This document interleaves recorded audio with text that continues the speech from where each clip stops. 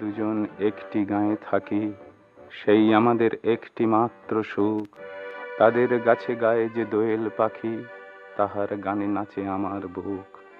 তাহার দুটি পালন করা ভেড়া চড়ে বেড়ায় মোদের বটমূলে। যদি ভাঙে আমার ক্ষেতের বেড়া, কোলের পরে নেই তাহারে তুলে। আমাদের এই গ্রামের নামটি খঞ্জনা, আমাদের এই নদীর নামটি অঞ্জনা। আমার নাম তো জানে গাঁয়ের পাঁচজনে, আমাদের সেই তাহার নামটি রঞ্জনা।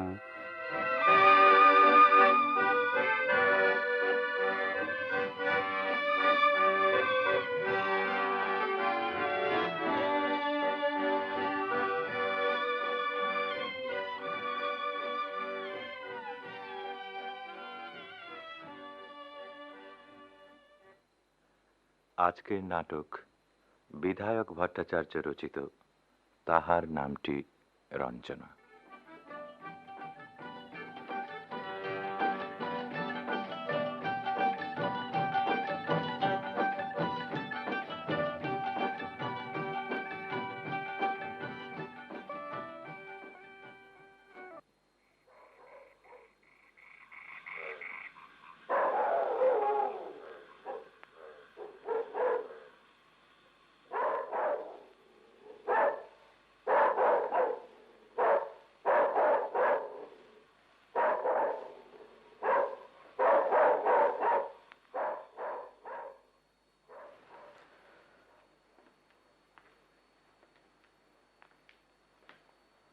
কি হলো পণ্ডিত মশাই? না, কিছুই হলো না। আরে ও মোটে কোনো কথাই শুনতে রাজি নয়। কত বুঝিয়ে বললাম যে বাপু হে, আর 1 ঘন্টা বাদে তোমার ফাঁসি হবে। তা এই সময় একটু গীতা, একটু চণ্ডী পড়ে শোনাই, শোনো। কিন্তু সামান্য একটু মুচকি হেসে সেই যে গম্ভীর মুখে আমার দিকে চেয়ে রইল, ব্যাস। হ্যাঁও বলে না, নাও বলে না। কাহা তো কার বসে বসে মশার কামড় খাওয়া যায় বলুন, তাই চলে এলাম। বেশ করেছেন, বসুন চুপ করে। হ্যাঁ, ফাঁসির হুকুম আছে রাত 3টে থেকে 4টের মধ্যে, এখনো অনেক সময় বাকি। বসুন, গল্প করা যাক। হ্যাঁ মহাদেব, তুমি এখন যেতে পারো, কাছাকাছি থেকো, বুঝলে? আচ্ছা স্যার। সিগারেট চলবে নাকি একটা পণ্ডিত মশাই? সিগারেট? তা দিন, খাই।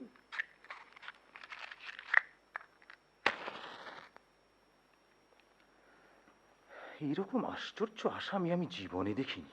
আমিও না, সত্যি আশ্চর্য।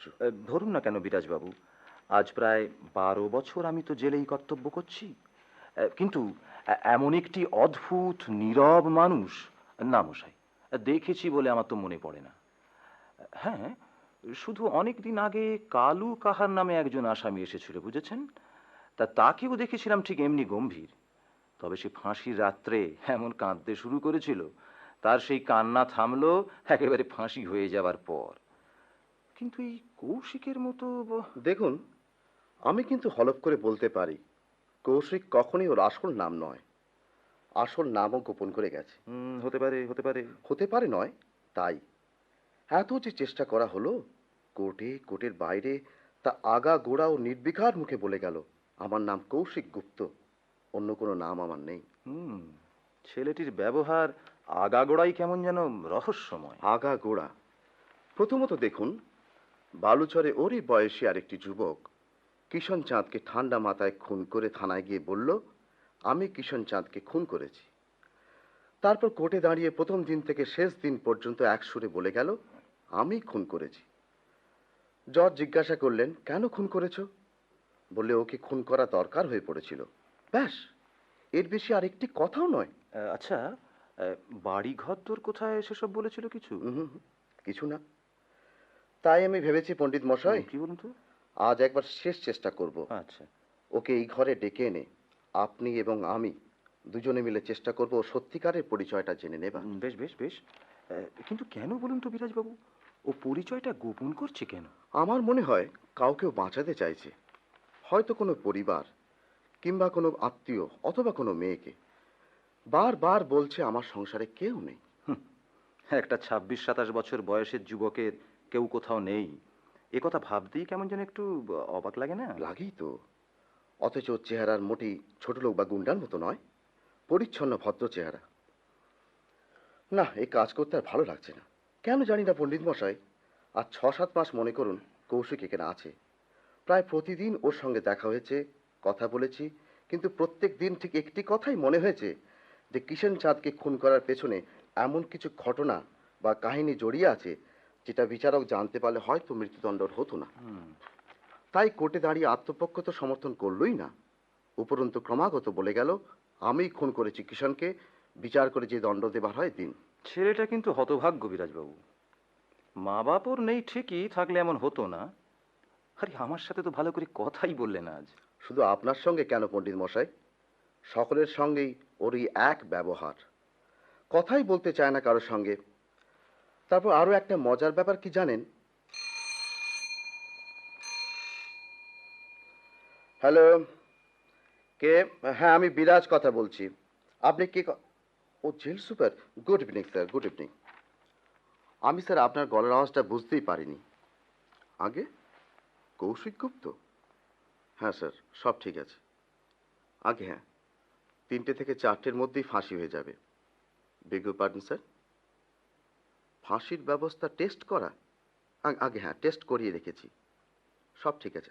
আগে হ্যাঁ, না না না, কোনো কেলেঙ্কারি হবে না। ডাক্তার মিত্র? হ্যাঁ, উনি 3:15 সময় আসবেন বলেছেন। আগে হ্যাঁ, আগে হ্যাঁ, হ্যাঁ স্যার, আমি তো জানি আপনি কত ভাবেন এ নিয়ে। Thank you sir, good night sir. আগে না স্যার, গুড মর্নিংটা বিলিতি মতে, আমাদের সূর্যোদয় পর্যন্ত নাইট।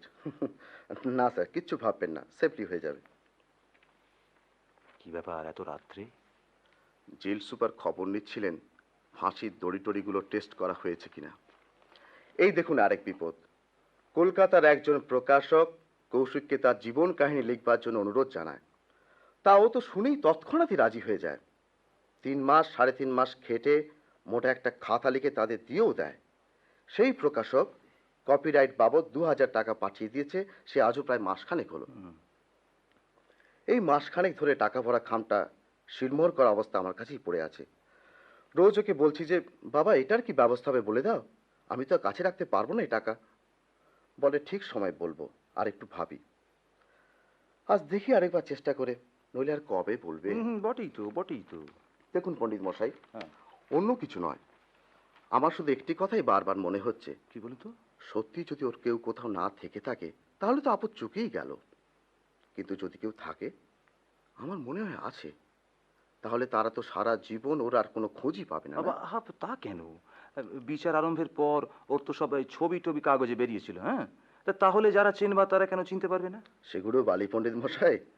শ্রীমান কৌশিক বলেন তিনি 16 বছর বয়সে বাড়ি থেকে পালিয়ে আসেন, আজ যাননি। তাছাড়া বাড়িতেও কেউ নাকি নেই। এবার বুঝতে পারছেন এই 10 বছরে নিশ্চয় ওর চেহারার এমন পরিবর্তন হয়েছে যাতে ও নিজের লোকজনও আর চিনতে পারছেন না। না, কথায় কথায় অনেক সময় নষ্ট হয়েছে, আর নয়। এই কে আছো? কৌশিককে ঘরে নিয়ে এসো। এই ঘরে স্যার? হ্যাঁ, এই ঘরে, এই ঘরে। যে আজ্ঞে স্যার। সামান্য একটু বেআইনি মনে হচ্ছে এই ঘরে আনাতে, কিন্তু হোক, আইন আমাকে নিশ্চয়ই ক্ষমা করবে যদি কৌশিকের আসল নাম ধাম পরিচয়টা আমি জেনে নিতে পারি। জানেন, গোটা বাংলাদেশ, এমনকি পূর্ব পাকিস্তান থেকেও হাজার হাজার চিঠি আসছে। সকলের ওই একই অনুরোধ, আসামি সম্বন্ধে আরো বিশদ কিছু দয়া করে প্রকাশ করুন। কেন কেন? যারা চিঠি লিখছেন তাদের প্রত্যেকেরই হয়তো কেউ না কেউ হারিয়েছে, চুরি গেছে কিংবা পালিয়েছে। ও, তাছাড়া আমার উপর কনফিডেন্সিয়াল অর্ডার আছে, ওর পরিচয় জানবার জন্য আমি যে কোনো ব্যবস্থা করতে পারি। সেই জন্য ওকে এই ঘরে ডাকছি। যদি সহানুভূতির ছোঁয়া লেগে রাত্রি 3টের সময় এইভাবে যদি টেলিফোন ঝনঝন করে বাজে তাহলে কিরকম লাগে বলুন তো। হ্যালো, কে? ও jail super. Good night sir. এখনো স্যার আপনি ঘুমোতে যাননি? আগে তরুণী কি করবে স্যার? দেখা করবে কৌশিকের সঙ্গে? ও হ্যাঁ হ্যাঁ হ্যাঁ, না স্যার, আমি আর কি বলবো। আপনি নিজে যখন 2 ঘন্টা কথা বলে কনভিন্সড হয়েছেন। আগে আচ্ছা আচ্ছা, হ্যাঁ স্যার, সব ঠিক আছে। হ্যাঁ, আমরা রেডি হয়ে অপেক্ষা করছি। Good night sir. মহাদেব শোনো, একটি মেয়ে আসছে, জেল সুপার পাঠাচ্ছেন। সে এলে তাকে ভালো করে সার্চ করিয়ে ওই দরজায় তুমি চুপ করে এসে দাঁড়াবে। আরে শোনো শোনো, যাচ্ছ কেন? আমি ইশারা করলে মেয়েটিকে নিয়ে এসো, ঠিক আছে? ঠিক আছে স্যার। শিলিগুড়ি থেকে একটি মেয়ে এসেছে। তার ধারণা কৌশিক তার 10 বছর আগের নিরুদ্দিষ্ট বড় ভাই। জেল সুপার তার সঙ্গে 2 ঘন্টা কথা বলেছেন। তিনি মনে করেন মেয়েটি জেনুইন। তা এত দেরি করে এলো কেন? কৌশিকের কেস তো বাবা 6 মাসের ওপর চলছে। সেইটি তো জানতে হবে। মনে হয় দেরিতে খবর পেয়েছে। যাই হোক, যদি সত্যিই বোন হয়, তাহলে এবার আর বাঁচা ধনে চালাকি করা চলবে না। 10 বছর পরে বোনকে দেখলে ওর চোখে মুখে যে ভাব ফুটে উঠবে, তাই দেখে। আরে আরে, এসো এসো কৌশিক, এসো এসো এসো। মহাদেব, তুমি যেতে পারো, দরজার ওপাশে থেকো, বুঝলে? সিগারেট খাবে নাকি একটা কৌশিক? সিগারেট দিন। আরে বসো বসো। আমি বসবো? হ্যাঁ বসো। বলুন। না না, বলা বলির জন্য তোমাকে ডেকে পাঠায়নি। তবে তবে আবার কি, দেখলাম ওই ছোট্ট সেলের মধ্যে বাকি সময়টুকু কাটিয়ে কি লাভ। তার চাইতে বরং এই ঘরটাও বড়, তাছাড়া আলো হাওয়াও আছে, এখানে বসে গল্প করা যাক। ধন্যবাদ, অনেক ধন্যবাদ। আশ্চর্য। জানো বাবা কৌশিক, ধরো আমি প্রায় 6-7 মাস তোমাকে দেখছি, তা এর মধ্যে আমার কিন্তু একদিনও মনে হয়নি যে তুমি খুনি, কিষণ চাঁদকে খুন করে তুমি জেলে এসেছো। আচ্ছা, কেন ওকে খুন করতে গেলে কৌশিক?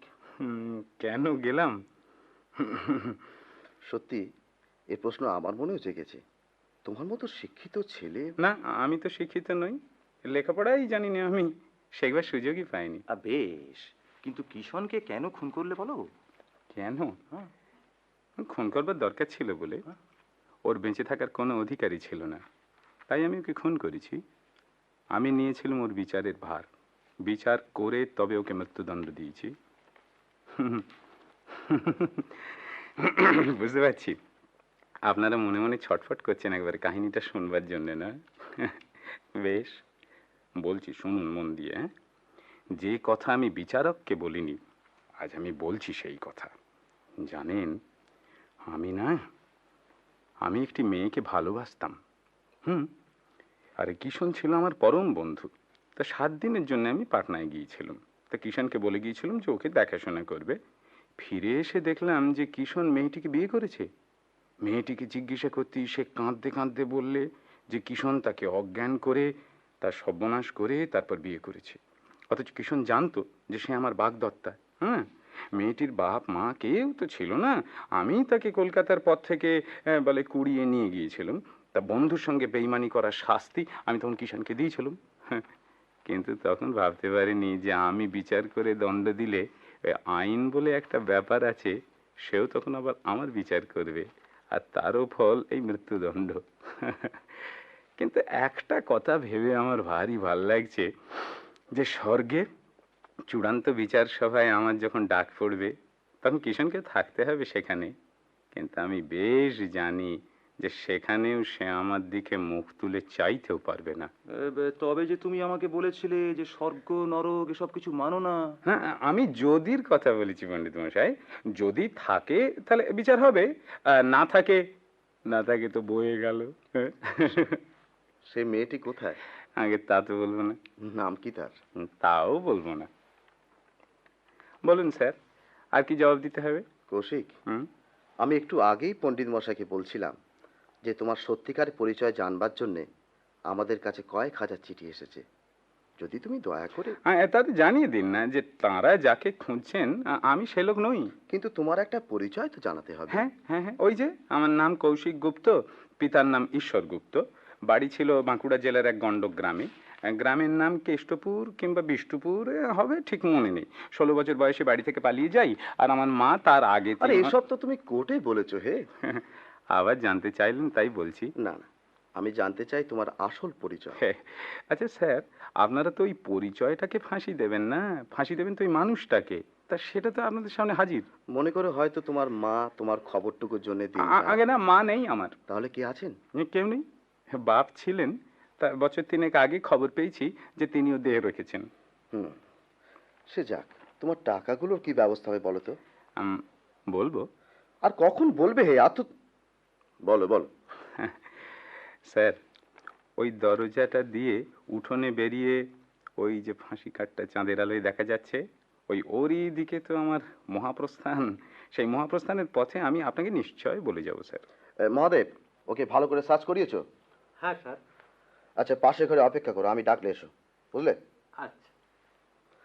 শোনো কৌশিক, হুম। জেল সুপার একটি মেয়েকে পাঠিয়েছেন তোমার সঙ্গে দেখা করতে। মেয়েটি দাবি করছে সে তোমার ছোট বোন। বোন? বলেছি তো আমার কোনো বোন নেই। সে কথা বললে তো চলবে না। সে গভীর রাত্রে জেল সুপারের সঙ্গে দেখা করে যেভাবেই হোক তাকে কনভিন্স করে স্পেশাল পারমিশন পেয়েছে। কাজী? হ্যাঁ, কাজী আর এই সামান্য বাকি সময়টুকুর মধ্যেও শান্তি পাওয়ার আর কোনো প্রশ্নই উঠতে পারছে না। শান্তি পাওয়া যাবে ওই একেবারে মেয়েটি যখন- কোত্থেকে এসেছে আন্দাজ করতে পারো? আগে জ্যোতিষ জানা থাকলে আন্দাজ কেন বলেই দিতে পারতাম স্যার। মেয়েটি এসেছে শিলিগুড়ি থেকে, তোমার বাড়ি যেখানে। তা বাঁকুড়া জেলায় শিলিগুড়ি বলে তো কোনো গ্রাম নেই স্যার। বাঁকুড়া জেলায় থাকবে কেন হে? শিলিগুড়ি আছে, সেখানে তোমার মা, তোমার আপন মা। আগে ছেলেবেলায় মারা গেছেন তিনি স্যার। আচ্ছা, কেন তুমি বলছো না তোমার শিলিগুড়িতে বাড়ি? এই জীবনের শেষ মুহূর্তে শুধু শুধু কতগুলো মিথ্যে কথা বলবো স্যার, তাই কি চান আপনি? হ্যাঁ। আচ্ছা, কিন্তু মেয়েটি কি শিলিগুড়ি থেকে এত দূর এসেছে ওই শুধু আমারই সঙ্গে দেখা করবার জন্যে? সেই কথাই তো ফোনে জেল সুপার বললেন। বেচারা, 8 মাস আগে আমাকে একটা লোক উঁকি দিয়ে দেখেনি, আর আজ এত দামি জিনিস হয়ে গেছি যে আমাকে দেখবার জন্য সে 400 মাইল দূর থেকে ছুটে আসছে লোকজন। বাবা কৌশিক, মানবতার কাছে এ হলো তোমার ঋণ। মেয়েটির সঙ্গে দেখা করতে তোমার হয়তো 2 মিনিটও লাগবে না, কিন্তু যদি দেখা না করো তাহলে এই যে এতটা পথ একটা যুবতী মেয়ে আশা নিরাশা আর উৎকণ্ঠার দোলায় দুলতে দুলতে ছুটে এসেছে। আগে হ্যাঁ, সে তো আচ্ছা স্যার, কিন্তু কোথায় কথা বলবো তার সঙ্গে? এখানে? হ্যাঁ। একা? না না স্যার, আমি কথা দিচ্ছি যে আপনার এতটুকু ভাবনার কারণ নেই। মেয়েটি সম্পর্কে আমার বিন্দু মাত্র কৌতূহল নেই। হয়তো কোনো ভুল ঠিকানা পাওয়া কোনো আহাম্মক গরিব মেয়ে, কিংবা ভাবছেন হয়তো যে পকেটের মধ্যে ছোট্ট একটা রিভলভার কি 1 পুরিয়া পটাশিয়াম সায়ানাইড নিয়ে এসেছে। কিন্তু আপনি নিশ্চিন্ত থাকতে পারেন স্যার, পৃথিবীর কোনো কিছুর বিনিময়ে, এমনকি এটি সুন্দরী তরুণীর মুখে হাসি ফুটিয়ে তোলবার জন্যেও আমি ওই মহামান্য ভারত সরকারকে দেখবেন ঠকাবো না। আমার মতো খুনির জন্যে যে পুরস্কার ধার্য হয়েছে তা আমি হাসি মুখে গলা পেতেই নেবো স্যার। বেশ, আমি তোমাকে মেয়েটির সঙ্গে এই ঘরে একলাই কথা বলতে দেব।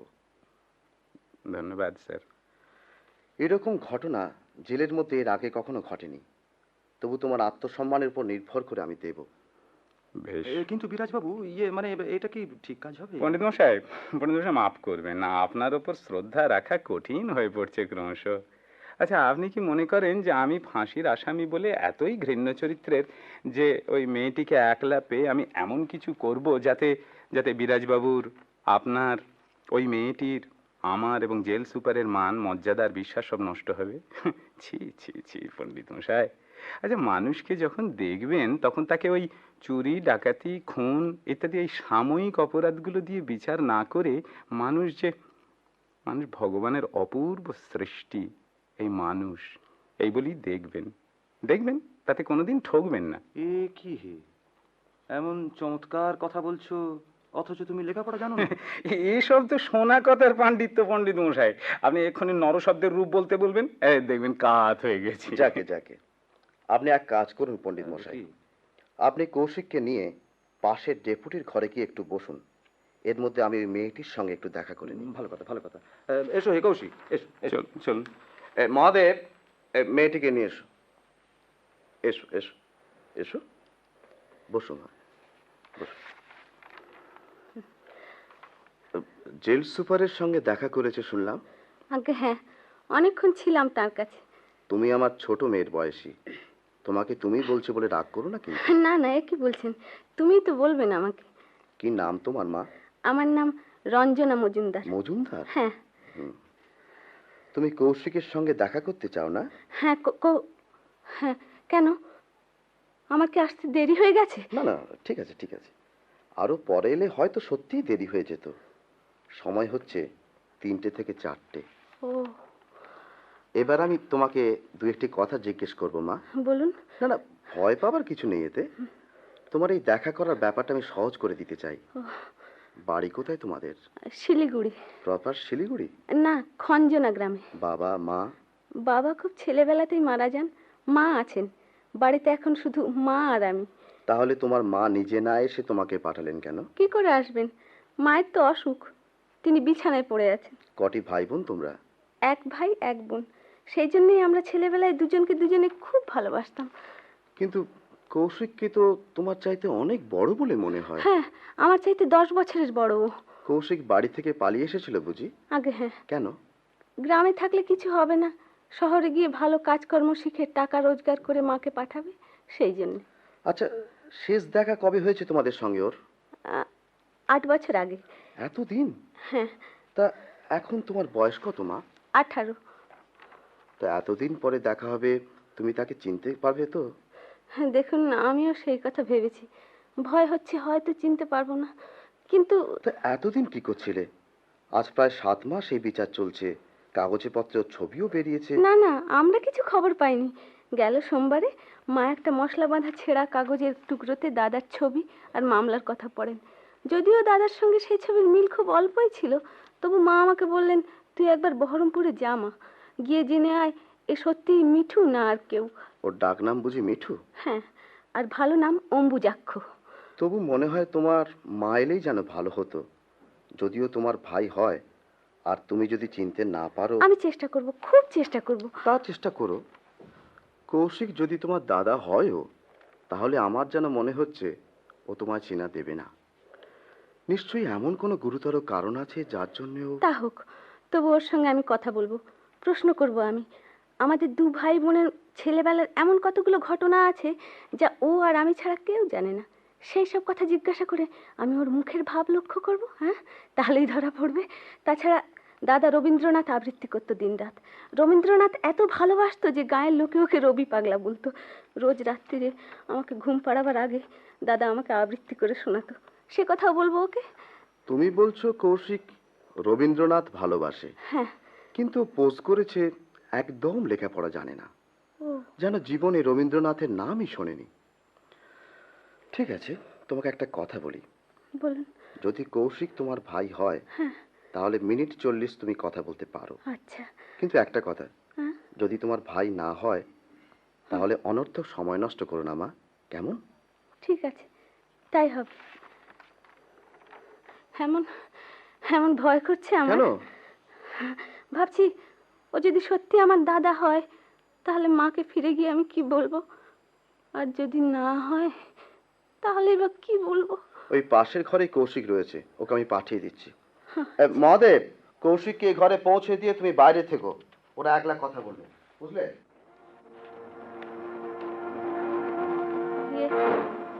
আচ্ছা তুমি আপনি, আমি ঠিক চিনতে পারছি না। আপনি, তুমি মিঠুদা নাও? আমাকে চিনতে পারছো না? আমি রঞ্জনা, রঞ্জু। তা হবে, কিন্তু আমি তো আপনাকে না, একদম চিনতে পারছি না। তোমার নাম কি? আমার নাম কৌশিক গুপ্ত। কৌশিক গুপ্ত? তোমার বাড়ি কোথায়? বাড়ি? হ্যাঁ। বাড়ি বাঁকুড়া জেলায়। গাঁয়ের নাম হয় কেষ্টপুর, না হয় বিষ্ণুপুর, ভুলে গেছি। ভুলে গেছো? হুম। কেন ভুলে গেছো? কেন? ছেলেবেলায় পালিয়ে এসেছিলাম তো, তাই। তুমি মিথ্যে কথা বলছো না? তোমার গলাটা কিন্তু অনেকটা, মানে অনেকটা মিঠুদার মতো। তোমার এই মুখময় দাড়ির জন্য আমি ঠিক চিনতে পারছি না। আমাকে ঠকিও না, সত্যি বলো না, তুমি কি মিঠুদা নও? দেখো, মরবার ঠিক আগে শুধু শুধু মিথ্যে কথাই বা বলবো কেন বলো? তোমার গলায় হঠাৎ কি এমন একটা টান আসে, আর আমার ঠিক মিঠুদার মতো লাগে। আচ্ছা আচ্ছা, তুমি বই ভালোবাসো? বই? হ্যাঁ, বই, কবিতার বই, রবীন্দ্রনাথের বই। তুমি তুমি আবৃত্তি করতে পারো? আবৃত্তি কাকে বলে আমি তাই জানি না। ও, কোন হাই স্কুলে তুমি পড়তে? অতদূর এগোতে পারিনি, পাঠশালা থেকে পালিয়েছিলাম তো। লেখাপড়া জানো না? লেখাপড়া জানো না তো বই লিখলে কি করে? বাংলাদেশে কি বই লেখার জন্য লেখাপড়া জানার দরকার হয় নাকি?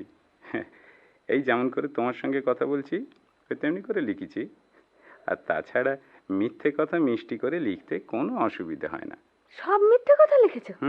সব মিথ্যে কথা। কেন লিখলে তবে? বাহ, হে কি করব, লোকে তো খনির জীবনের মধ্যে খুব কি বলি খুব রোমাঞ্চ খোঁজে, তো তা আমিও সেইটি খুব বেশি করে লিখে দিয়েছি। ও আচ্ছা, আমি এত কথা জিজ্ঞাসা করছি বলে তুমি রাগ করছো না তো? না না না, আমার সঙ্গে কথা বলে যদি তুমি সান্ত্বনা পাও কেন তাতে বাদ সাধবো। আরো কিছু জিজ্ঞাসা করার থাকলে করো। তুমি তুমি বইটাই কিচ্ছু পড়োনি? না। ও, তোমার সঙ্গে মিঠুদার কোনো আদল নেই এ কথা আমি বলবো না, আদল নিশ্চয়ই আছে, কিন্তু কিন্তু আমি ধরতে পারছি না। তুমি তুমি মিঠুদার চেয়ে অনেক কালো, আর কিরকম যেন কিরকম। কিরকম? বিচ্ছিরি? না না, বিচ্ছিরি না, কিন্তু অন্যরকম। মিঠুদার চোখ দুটো যেন কবির মতো ছিল, তেমনি মিষ্টি তেমনি নরম। আর তোমার চোখ দুটো যেন কিরকম ছটফট করে আর জ্বলে। এই যে এই যে তোমার হাসিটাও একেবারে অন্যরকম, দেখলেই মনে হয় তুমি যেন সকলকে রেগে ব্যঙ্গ করছো। আর আমার মিঠুদার হাসি দেখলে মনে হতো তার যেন কোথাও কোনো শত্রু নেই, এত আলাদা তবু কোথায় যেন ভীষণ মিল। আমি কিচ্ছু বুঝতে পারছি না। শোনো, মিঠু বুঝি তোমার দাদার ডাক নাম? হ্যাঁ। আচ্ছা, রবীন্দ্রনাথের কোনো কবিতা তোমার মুখস্থ আছে? না। আমি কয়েকটা লাইন বলি, দেখো তো তার পরের লাইনগুলো তোমার মনে পড়ে কিনা। হ্যাঁ বলি, কৃষ্ণকলি আমি তারেই বলি, কালো তারে বলে গায়ের লোক, মেঘলা দিনে দেখেছিলেন মাঠে কালো মেয়ের কালো হরিণ চোখ, ঘোমটা মাথায় ছিল না তার মোটে, মুক্ত বেনি পিঠের পরে লোটে। বলো বলো বলো না তারপরের লাইনটা, বলো না, তোমার মনে পড়ছে না, বলো না। কালো তা সে যতই কালো হোক, আমি দেখেছি তার কালো হরিণ চোখ। বলো, এ কবিতা তুমি জানো না? তোমার ভালো লাগে না? না, এরকম সব কবিতা শুনলে আমার মনে হয় যেন বানিয়ে বানিয়ে সব ন্যাকা ন্যাকা কথা বলছে, ঢং করছে। ছি, ন্যাকা। ছি ছি ছি, তুমি এরকম কথা বললে? না না না না, তাহলে তুমি আমার মিঠুদা নও, কিছুতেই নও।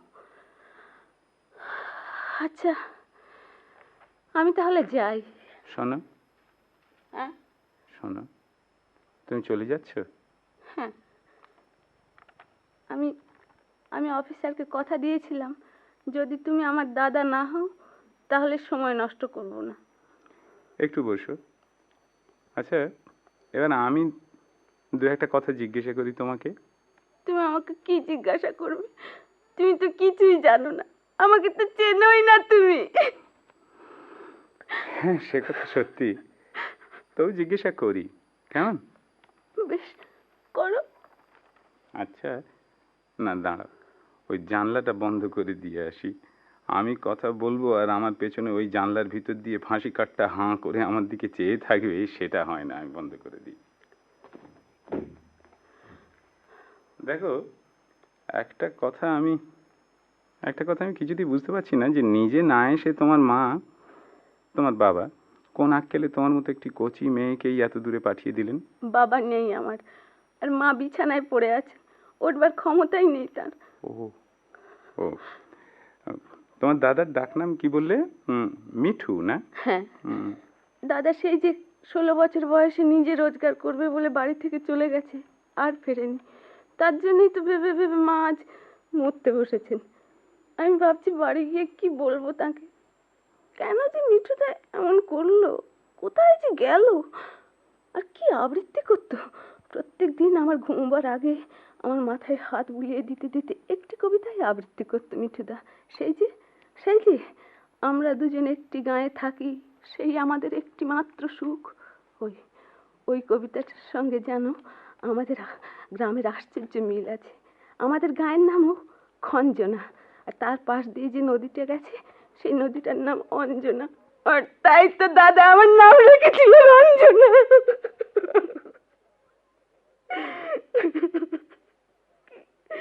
কি হলো, কেন এমন করে সব হারিয়ে গেল? আমি ফিরে গিয়ে মাকে কি বলবো?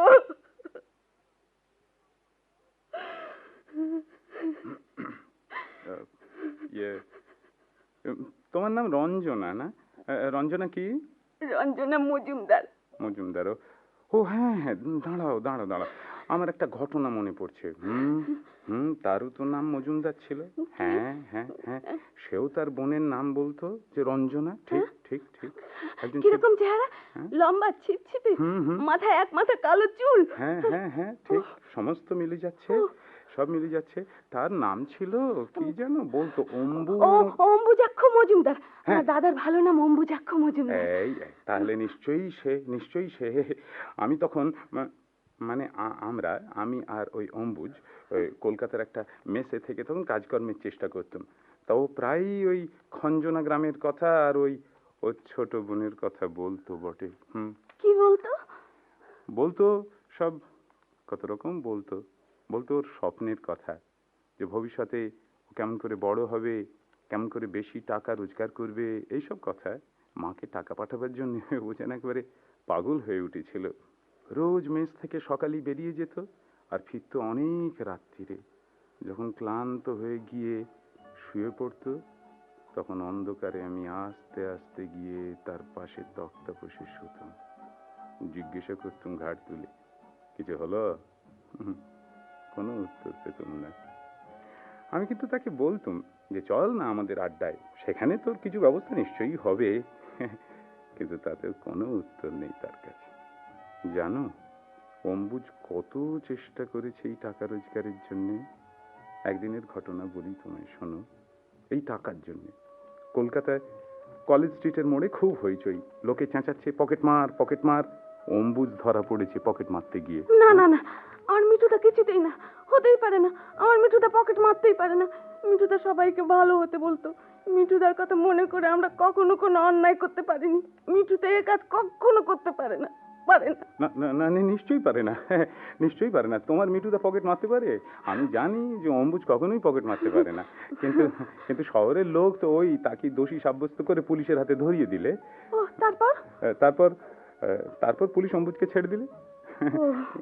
কারণ কোনো প্রমাণ ছিল না তো। তারপর কি হলো? তারপর সেই এক চেষ্টা, ওই কাজ করতে হবে, পয়সা রোজগার করে তার মা বোনের কাছে পাঠাতে হবে। বোকা অম্বুজ জানতো না যে সমাজের রথের চাকা কেমন করে ঘুরিয়ে তবে টাকা তৈরি করতে হয়। একদিন জোর করে আমাদের দলের সর্দারের কাছে নিয়ে গেলাম, কিন্তু সে তো তোমার দাদা, কিছুতেই খারাপ কাজ করে টাকা রোজগার করতে রাজি হলো না। এদিকে মেসের মালিক কিন্তু হুকুম দিয়ে দিয়েছে যে 12 ঘন্টার মধ্যে টাকা না দিলে মেসে ঢোকা আর তার হবে না। তবে কি করলো মিঠুদা? তখন মিঠুদা কিছু করেনি, করলুম আমি। তুমি? আমি। আমার বাঁ পাশে থাকতো সরকারি অফিসের একটা পুরনো বেয়ারা। সেই দিন তার মাসের মাইনের টাকাটা তার সুটকেসের মধ্যে সে রাখছিল, আমি দেখিছিলাম। সেই টাকা তার অবর্তমানে বাক্স ভাঙলুম, ভেঙে আমি মেসের মালিকের হাতে দিলুম। তাকে খুব অনুনয় করে বলেছিলাম যে আমাকে আর কিছুদিন আমায় থাকতে দিন স্যার, আর কিছুদিন, আমাকে একটা কাজ জোগাড় করতেই হবে। আমি নিশ্চয়ই একটা কাজে। তুমি বলেছিলে? হ্যাঁ, আমি না, মানে আমার সামনে তোমার মিঠুদা মালিককে বলেছিল আর কি। মিঠুদা বলেছিল? হ্যাঁ, মানে না বলেনি, মানে আমি তাকে বলতে বলেছিলাম আর কি। ও হ্যাঁ, সেই জন্যে। সেই রাত্রে সকালে যখন ঘুমিয়ে গেছে, অনেক রাত্রিরে, মিঠুদা তখন একটা আবৃত্তি করছিল রাত জেগে জেগে। মিঠুদার আবৃত্তি তুমি শুনেছো? এমন আবৃত্তি আর কোথাও শুনিনি। আমাকে 2-1টা আবৃত্তি শেখাবারও চেষ্টা করেছিল। কোন কবিতা শিখিয়েছিল? সেসব আমার কিছু মনে নেই। তবে ওই আমরা দুজনে একটি গাঁয়ে থাকি, ওটা শুনিনি কোনোদিন। সেদিন রাত্রে কি আবৃত্তি করেছিল মিঠুদা? কি যে সব, আমার আবার কথা মনে থাকে না। ওই সব বলছিল কি, ওই অন্ধকারের বিপুল গভীর আশা, অন্ধকারের ধ্যান নিমগ্ন ভাষা, বাণী খুঁজে ফেরে আমার চিত্তাকাশে। একে তোমার গলা যে একেবারে মিঠুদার মতো, ঠিক মিঠুদা যেমন করে বলতো, তুমি তুমি মিঠুদা, তুমি মিঠুদা। না না না, কিছুতেই না। আমার নাম, আমি তো বলেছি আমার নাম কৌশিক গুপ্ত, আমার বাবার নাম ঈশ্বর গুপ্ত, আমার বাড়ি বাঁকুড়া জেলার কেষ্টপুর কিংবা বিষ্ণুপুর। ছেলেবেলায় আমি বাড়ি থেকে পালিয়ে এসেছিলাম, লেখাপড়া আমি কিচ্ছু জানি না। আমি তা তো বলেছি, আমি সে নয়, আমি কৌশিক গুপ্ত। ও ও, তুমি মিঠুদার সঙ্গে এক মেসে ছিলে? হ্যাঁ। তারপর তারপর তার কি হলো? সেখান থেকে সে কোথায় গেল জানো? হ্যাঁ জানি। ওই ওই পূর্ণ নাকি কি বলে ওরে, পূর্ণ না অর্ধকুম্ভ, ওই রকম কি একটা যোগে আমরা সেদিন গঙ্গায় চান করতে গেছি। স্নান করে উঠেছি, এমন সময় একটি মেয়ে কোত্থেকে চিৎকার করে কেঁদে উঠলো, যোগো তোমরা কে, কোথায় আছো? আমার ছেলে ডুবে গেছে, তাকে খুঁজে এনে দাও গো। কে একজন বললে যে ওই তো দূরে দেখা যাচ্ছে। হ্যাঁ, সে ছেলে তখন জলে ডুবছে, বাচ্চা ছেলে। তো অনেকেই লাফিয়ে পড়লো জলে। ওই আমার পাশে অম্বুজও লাফিয়ে পড়লো জলে। ও হ্যাঁ হ্যাঁ হ্যাঁ, মিঠুদা খুব ভালো সাঁতার জানতো। তারপর তারপর কি হলো? তারপর হ্যাঁ, তারপর সবাই এক এক করে উঠে এলো, কেউ খুঁজে পায়নি সে মায়ের বাচ্চাটাকে। হ্যাঁ, হঠাৎ তীরময় একটা চিৎকার উঠলো যে ওই বান আসছে, বান আসছে। সবাই ভয়ে জল ছেড়ে সব উঠে পড়লো। দূরে তখন বান দেখা যাচ্ছে। সেই সময় হঠাৎ জলের উপর থেকে লোকে শুনতে পেল, শব্দ এলো একটা, যে এই যে নিন আপনার ছেলে। লোকে চেয়ে দেখে যে সেই ডান হাতে বুকের কাছে বাচ্চাটাকে চিপে ধরে আর বাঁ হাতে কোনো রকমে জল কাটতে কাটতে সেই অম্বুজাক্ষ মজুমদার এগিয়ে আসছে। ছেলেটিকে তার কাছ থেকে একজন তাড়াতাড়ি গিয়ে তুলে নিলে, কিন্তু ক্লান্ত অম্বুজকে ধরে তোলবার কথা কারুর মনেই পড়ল না। আর বান এসে তখন তীরে আছাড় খেয়ে পড়লো। কিন্তু আমার মিঠুদা, সে সে কোথায় গেল? কেউ জানে না, কেউ জানে না। সে তো খুব বড় লোক ছিল না, সে জ্ঞানী ছিল না, সে ধনী ছিল না, সে তো খুব বড় করে সমাজের কোনো উপকার করতে পারেনি। কিন্তু সামান্য এতটুকু উপকার সে করেছিল। একটা একটা একটা একটা মায়ের বাচ্চাকে সে তো তার মার কাছে ফিরিয়ে দিয়েছিল, কিন্তু সেটুকু কাজেরও তো কেউ দাম দিলে না। তার হাতটা ধরে তাকে যে একটু সাহায্য করার দরকার ছিল, তার হাতটা ধরে তাকে যে তীরে টেনে তোলবার দরকার ছিল, একথা তো কারোর মনে হলো না। সেই জন্য বোধ হয় ওই সমুদ্রের বান তাকে সমুদ্রেরই টেনে নিয়ে গেল।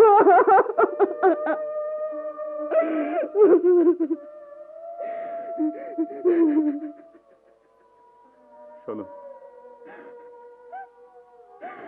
শোনো রঞ্জনা, তুমি তো ভীষণ বোকা মেয়ে। এত বড় বীর যার ভাই, সে কখনো অমন করে কাঁদতে পারে না? কাঁদা উচিত রঞ্জনা। আচ্ছা, গর্ব হচ্ছে না তোমার মিঠুদের জন্য? হ্যাঁ হচ্ছে, খুব গর্ব হচ্ছে আমার। এ কাজ মাকে তার হারানো ছেলে ফিরিয়ে দেওয়া, এ আমার মিঠুদার ছাড়া কেউ পারতো না, কেউ পারতো না, কেউ পারতো। ঠিক।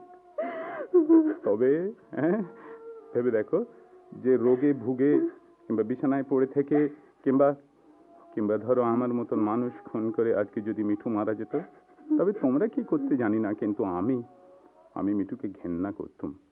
কিন্তু যা করে যেভাবে সে সকলের কাছ থেকে বিদায় নিয়ে চলে গেছে, তাতে আমাদের সকলের মুখ খুব উজ্জ্বল হয়েছে। হ্যাঁ, এরপরে তুমি যখন ফিরে গিয়ে তোমার মায়ের কাছে তার কথা বলবে, তখন বলতে বলতে গর্বে তোমার বুক ভরে উঠবে। আর মা তখন এমন বীর ছেলেকে গর্ভে ধরেছিলেন বলে আনন্দে চোখে জল ফেলবেন, তাই না? আর তখন সেই মায়ের চোখের জলে আমাদের অম্বুজের স্বর্গে যাবার পথের কুয়াশা একেবারে কেটে যাবে। তুমি দেখ, একেবারে কেটে যাবে।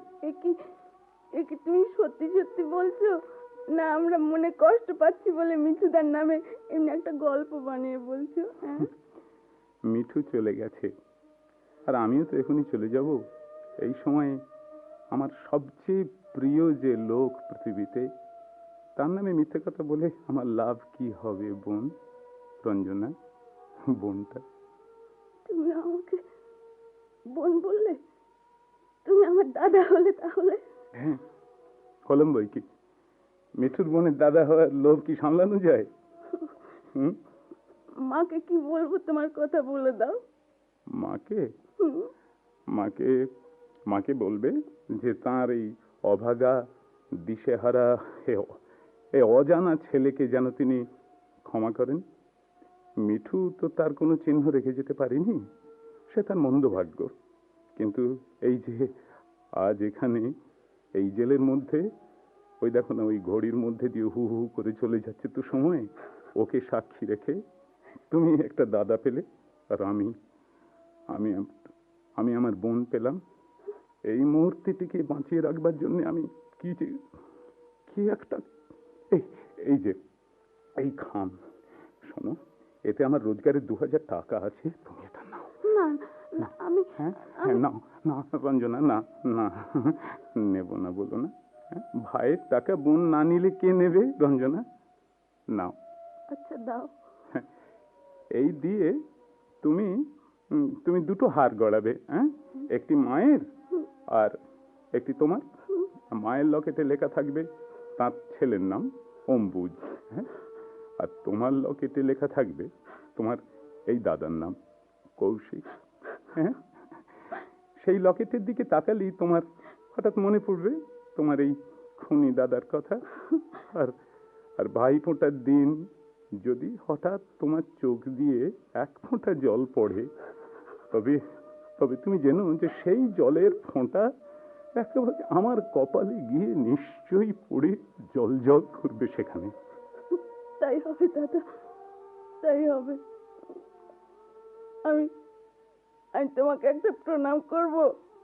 হ্যাঁ, প্রণাম? প্রণাম করব আমাকে? করো করো। আমি কি বলে তোমাকে আশীর্বাদ?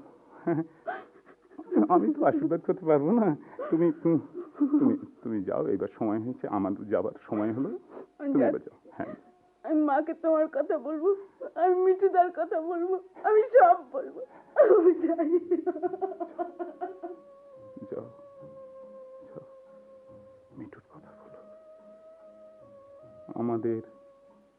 আমাদের এই গ্রামের নামটি খঞ্জনা, আমাদের এই নদীর নামটি অঞ্জনা, আমার নাম তো জানে গাঁয়ের 5 জনে, আমাদের সেই তাহার নামটি রঞ্জনা। আমরা দুজন একটি গাঁয়ে থাকি, সেই আমাদের একটি মাত্র সুখ। তাদের গাছে গায়ে যে দোয়েল পাখি, তাহার গানে নাচে আমার বুক। তাহার 2টি পালন করা ভেড়া চড়ে বেড়ায় মোদের বটমূলে। যদি ভাঙে আমার ক্ষেতের বেড়া, কুলের পরে নি তাহারে তুলে। আমাদের এই গ্রামের নামটি খঞ্জনা, আমাদের এই নদীর নামটি অঞ্জনা, আমার নাম তো জানে গাঁয়ের 5 জনে, আমাদের সেই তাহার নামটি রঞ্জনা। এই যে সময় হয়ে গেছে। বাবা কৌশিক, চলুন চলুন চলুন তাহলে। তুমি তো ভগবানের নাম শুনলেই জ্বলে ওঠো, কিন্তু বাবা এ সময় একটু গীতা শুনতে হয়। আমি পড়ি, তুমি একটু কান পেতে শোনো, কেমন? না জায়তে ম্রিয়তে বা কদা। 2টি পাড়ায় বড়ই কাছাকাছি, মাঝে শুধু একটি মাঠের ফাঁক। তাদের বনের অনেক মধুমাছি, মোদের বনে বাঁধে মধুর চাক। তাদের ঘাটে পুজোর জবামালা ভেসে আসে মোদের বাঁধা ঘাটে। তাদের পাড়ার কুসুম ফুলের ডালা বেচতে আসে মোদের পাড়ার ঘাটে। আমাদের এই গ্রামের নামটি খঞ্জনা, আমাদের এই নদীর নামটি অঞ্জনা, আমার নাম তো জানে গাঁয়ের 5 জনে, আমাদের সেই তাহার নামটি রঞ্জনা, আমাদের সেই তাহার নামটি রঞ্জনা।